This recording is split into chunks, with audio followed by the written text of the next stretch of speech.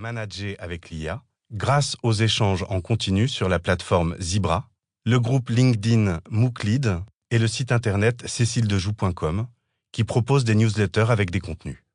Ce livre est un voyage au pays de l'IA, avec ses dangers, ses surprises et ses opportunités. C'est également une invitation à acquérir de nouvelles compétences afin de rester acteur et de décider en toute conscience. Veuillez retrouver le schéma qui suit dans le PDF de votre bibliothèque.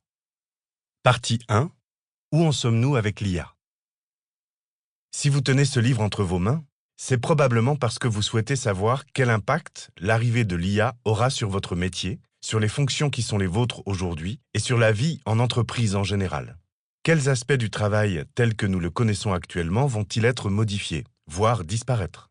Que nous apportera l'IA en échange, en tant que dirigeant, manager, entrepreneur, freelancer ou collaborateur?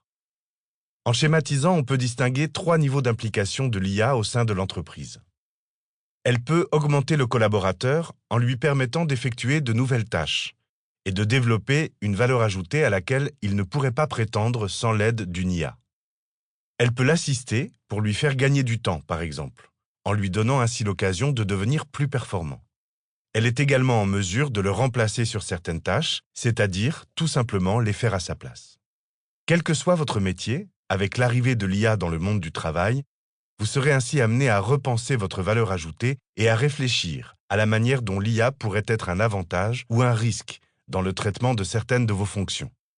Il vous faudra alors décomposer les missions qui sont actuellement les vôtres pour savoir sur quels aspects l'IA pourrait vous remplacer, vous assister ou vous augmenter, tout en gardant à l'esprit que non seulement votre métier va évoluer, mais que de nouveaux postes se créeront, auxquels vous pourrez prétendre si vous avez développé une culture de base en IA. Découvrons tout cela dans les chapitres qui suivent, au travers d'applications concrètes qui ont déjà fait leur entrée dans le monde de l'entreprise. Et voyons également quels sont les points de vigilance à avoir quant aux dangers que l'IA peut comporter. Chapitre 1. Tout ce que l'IA peut faire. À l'heure où la presse évoque les cas de conscience posés par l'éventuelle mise sur le marché de véhicules autonomes, où les maisons s'équipent d'assistants virtuels capables de reconnaître chaque membre d'une famille pour lui proposer des activités adéquates, où l'on dicte à Siri via son smartphone un message à envoyer ou le choix d'une ambiance musicale, l'IA est désormais omniprésente dans notre vie quotidienne. Alors comment savoir où se situe la limite entre la réalité et le fantasme? L'IA est-elle un simple buzzword à la mode ou une réelle évolution, voire une révolution? Que change-t-elle déjà dans notre quotidien personnel et professionnel et vers où allons-nous? Un peu d'histoire. Depuis les années 50, l'IA a connu des périodes fastes, portées par un fort enthousiasme du côté des chercheurs comme des investisseurs, mais aussi des passages à vide, phases de déception et de désillusion où les choses semblaient stagner. Les experts se trouvaient régulièrement face à des obstacles techniques, les puissances de calcul ne permettant pas encore la mise en application des théories qu'ils développaient. Par un effet domino, la lenteur des avancées rendait frileux les investisseurs et les budgets alloués à la recherche diminuaient alors comme peau de chagrin. Après être passée par plusieurs de ces cycles, au cours desquels elle s'est tantôt réveillée, tantôt rendormie, l'IA revient aujourd'hui très fortement sur le devant de la scène. Une technologie mature et des coûts en baisse.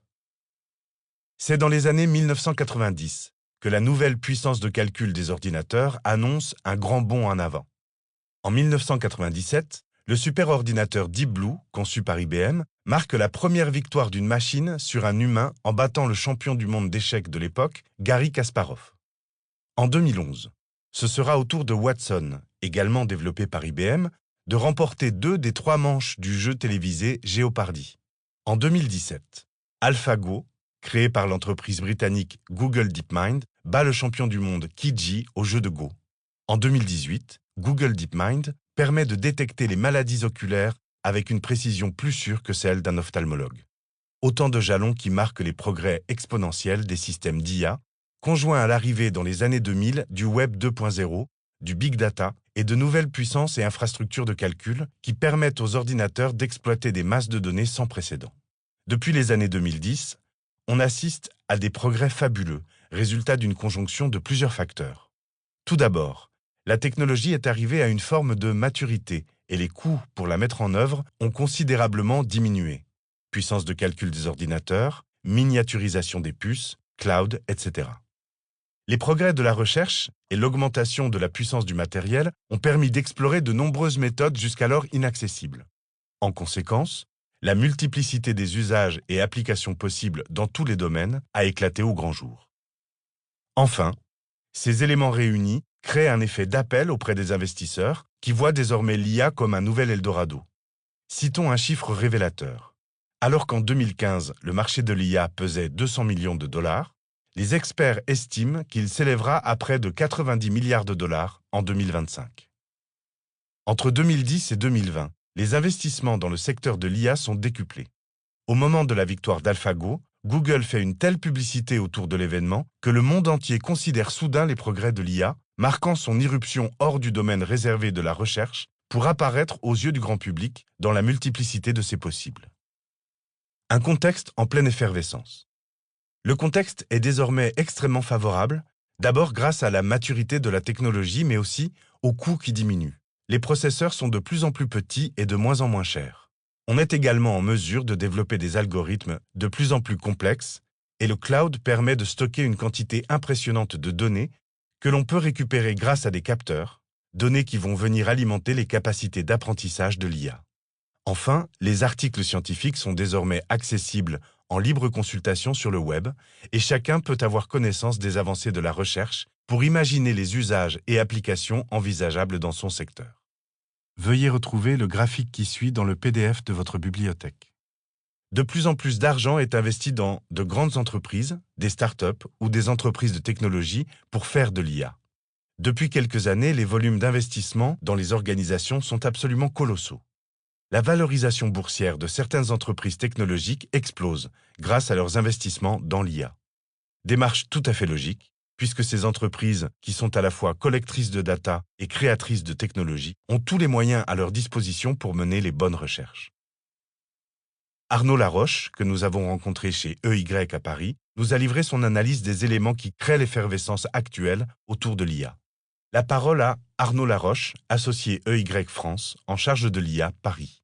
Presque tout le monde s'accorde à dire que nous sommes au moment où l'IA va se développer. Pourquoi aujourd'hui?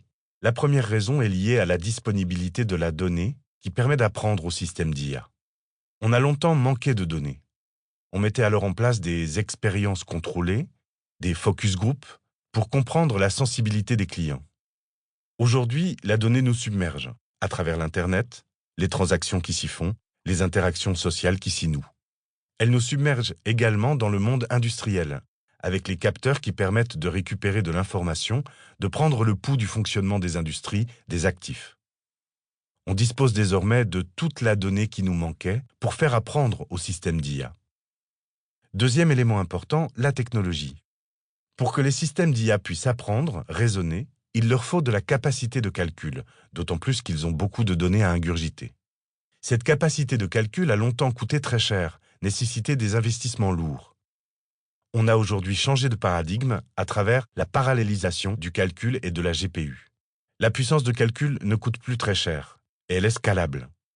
On peut dimensionner les investissements en fonction de la capacité de calcul nécessaire à l'instant T, sans penser à celle dont on aura besoin dans 15 ans. Les immobilisations sont plus faibles. Le troisième élément important, c'est l'évolution scientifique. En particulier ce que l'on voit se développer autour de l'apprentissage automatique, de l'apprentissage profond, qui est le résultat d'une évolution autour des systèmes de réseaux de neurones, notamment, mais pas uniquement. Aucune réelle rupture n'explique cet engouement, mais ce qui a fondamentalement changé, c'est l'accès à cette science. On est passé dans un monde open source. Vous n'avez plus un article qui sorte d'une université qui n'ait pas son pendant algorithmique disponible gratuitement en open source. Évidemment, cet accès facilité à la science génère de la créativité, de l'inventivité, pour des entrepreneurs, des développeurs qui s'en saisissent pour inventer de nouveaux produits.